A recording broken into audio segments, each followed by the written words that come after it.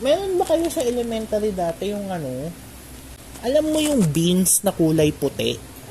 Na nasa pack na parang yun dun sa dilis. Meron ganun dati. So, ayun. Another story time.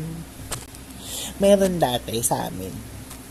Merong tray na mga pagkain. So, yung ilalagay sa bawat classroom, tapos ayun yung ibebenta. Basta beans Gusto siya. mo yan? Hindi siya gusto ng mga kaklase ko. Pero, I found a niche market at that time.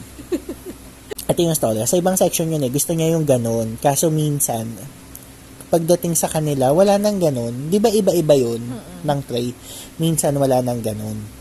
So, ang ginawa ko, one time, trinay ko lang naman, binili ko yung ganun namin sa tray namin sa recess.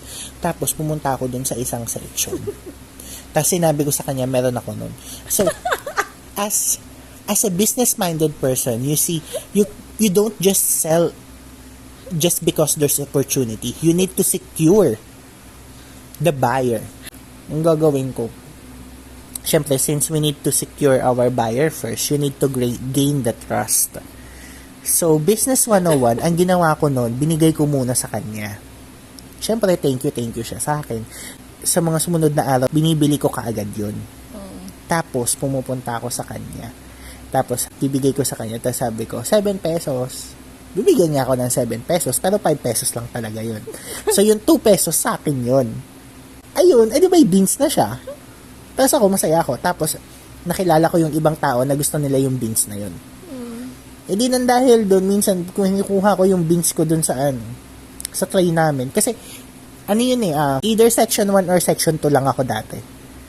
I never been lower. Oh! Apakayabang naman. So, minsan yung beans na yon nasa section lang namin. Ikaw na. Pumupunta ako dun sa mga kaibigan ko sa section 4 or 5. Doon ko siya ibebenta. Pero, kalaunan, nalaman na din naman nila kung ano yung price. Kaya ang ginagawa na lang nila, parang pumupunta na lang sila diretso sa canteen. So, Nabuking ka na. nabuking tayo, Sira diba? ang business. Sira ang business natin. So, ayun, sayang.